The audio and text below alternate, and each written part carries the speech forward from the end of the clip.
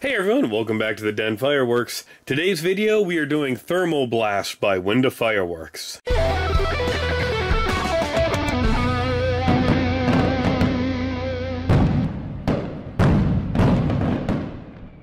This is a 16-shot, 200-gram cake. Got a pretty funny wrap on it with all of these missiles coming out of the TV, going after the people with the 3D goggles on. Performance is, we have a red-tailed, a red dahlia with alternating finish of white and green strobes, blue pearl, and time rain. Got a good mix of colors in here, goes 130 feet in the air, straight up firing pattern, and it says it's got a noise 9 out of 10. So, this cake hopefully should hit. Winda has really impressed me with a lot of their cakes lately, so I'm looking forward to seeing this one.